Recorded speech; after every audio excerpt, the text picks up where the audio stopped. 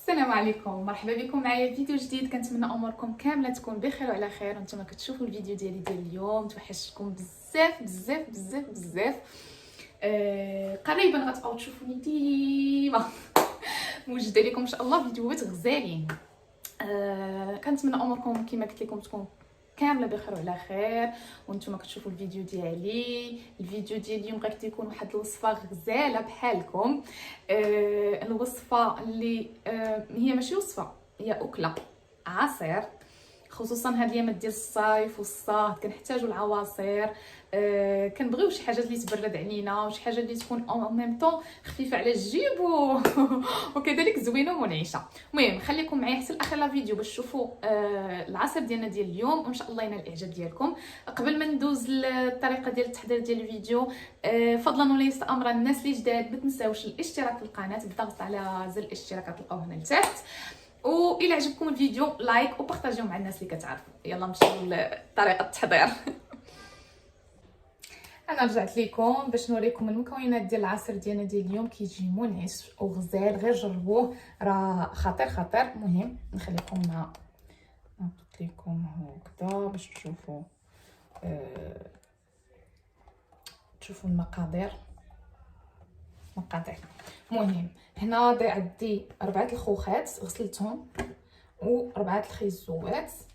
وهنايا درت حامضه نقيتها، حيدت لها العلف وحيدت ليها داك الجليدات اللي كيكونوا فيها صافي. وغادي نحط الخوخ ديالي هنايا 4 قطعتهم على جوج. بسم الله.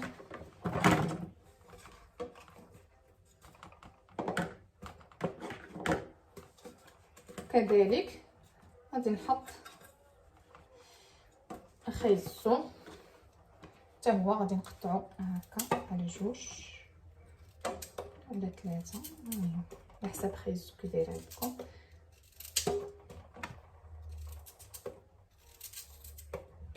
صافي. مكونات ساهلين 3. غادي نزيدو فانيليا وحده،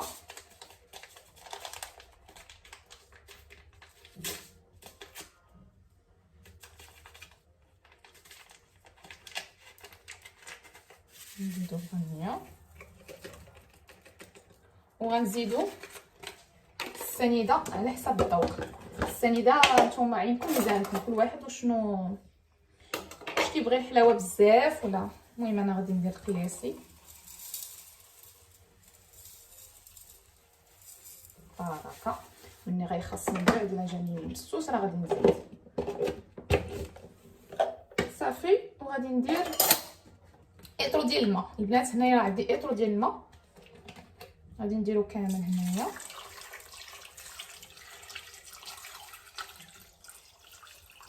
اطرو انا راه ديجا عابراه اطرو بهادي هاد الكاس اللي عندكم ديجا.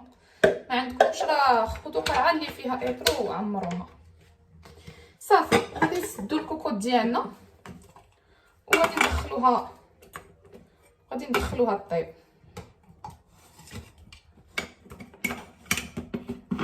غادي نحطوها فوق البوطه طيب لمده ربع ساعه. شوفكم انا بعدا المهم كما قلت لكم غادي ندير الكوكوط ديالي طيب لمده ربع ساعه، وغادي نرجع لكم باش نطحنوها ونوريكم التتمه ديال الفيديو. خليكم معايا ما تزابيوش وما تمشيو فيه. هنا رجعت لكم من بعد ما دوزت 15 دقيقه الكوكوط كطيب. ها هي طابت، حليت عليها. ها نتوما كي ولات راه ولا طيب مزيان. انا حطيت لكم باش تشوفوا باش يبان لكم. ها هي طابت. كما قلت لكم خليتها 15 دقيقه. دابا غادي نديرها تطحن. خليكم معايا بحال كتشوفوا فيا احسن المهم غادي نقسمها على جوج وغادي نطحنها هنا في المولينكس.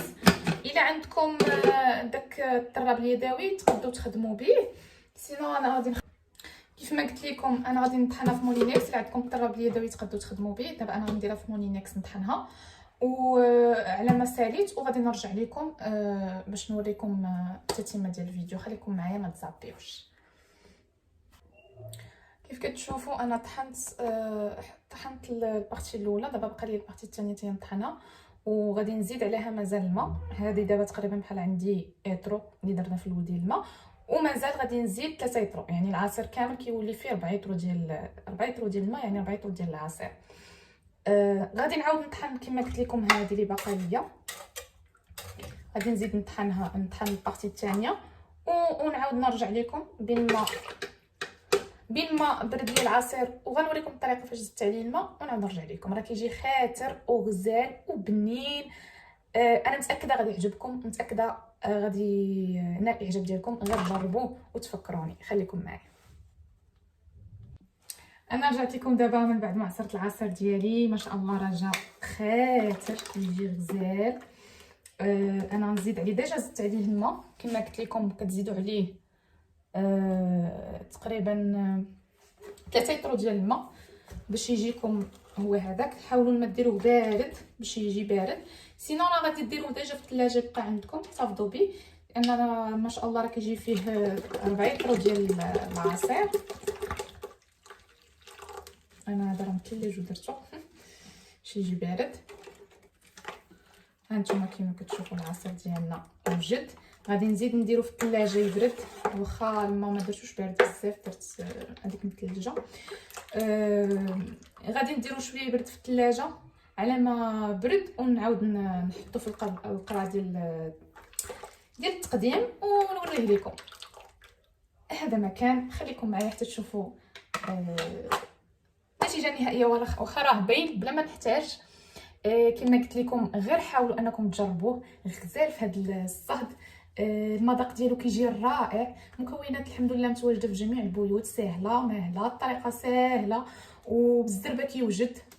خاصكم غير كما قلت لكم تحاولوا انكم تبردوه، حيت هو كيبغي يكون بارد، كيجي منعش الا كان بارد. العصير اصلا خصو يكون بارد. صافي هذا مكان. غادي نوريكم غير التقديم، غادي نحطو لكم وتشوفوه.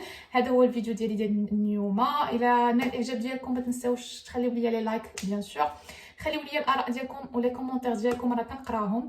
وكنتمنى ما نغبرش عليكم مره اخرى. انا غنحاول نحط لكم فيديوهات اللي موجوده لكم كاملين عما قريب. صافي هذا مكان. بلا ما نزيد نطول عليكم كثار، ما تنساوش الاشتراك في القناه الناس اللي جداد. الى عجبكم المحتوى ديال القناه ديالي، بغينا نزيدو ونكبروا ان شاء الله العائله، تنضموا لينا ناس جداد. الحمد لله راه غادا في التزايد. هذا مكان. كنشكركم بزاف على المتابعه ديالكم، وكنتمنى ينال اعجابكم الفيديو ديالي. خليكم مع الصور ديال التقديم ديال العصير ديالنا. ما تنساوش تجربوه، راه غزال غادي تفكروني فيه. واللي جربوه خلي لي في لي كومونتير كي جا العصير. انا ما كنعرفش نفرقوا عليكم كاملين، ولكن هادشي اللي عطا الله. جربوه وتفكروني به، ولا عجبكم كما قلت لكم خليو لي كومونتير. شكرا لكم بزاف كنبغيكم بزاف. الله يعاون بسلامه. انا رجعت لكم من بعد ما وجد لي العصير ديالي وبرد. كيف ما كتشوفوا كيجي غزال، كيجي خاتر او غزال. شوفوا، والمذاق ولا اروع. غير جربوه على حسابي، انا كيجي ناضي. حتى تذوقوه وخليو لي في لي كومونتير الاراء ديالكم كي جاكم. راه كتجي كميه وفيره. انا غير خديت منه قرعه هذه عمرتها. راه كما قلت لكم كتجي فيه، حيت في الاول درنا ايترو ديال الماء ومن بعد زدت فيه 3 ايترو، يعني العصير كيجي فيه تقريبا 4 ايترو. غير حاولوا انكم تجربوا. راه كما قلت لكم مكونات ساهلين وبساط، والطريقه حتى هي ماشي سهله. كنتمنى ينال اعجابكم الفيديو ديالنا. ما تنساوش تخليوا لي لايك الى عجبكم الفيديو، وبالنسبه للناس اللي جداد الاشتراك في القناه وفعلوا الجرس باش يوصلكم دائما الجديد. نشوفكم ان شاء الله في فيديو قريب.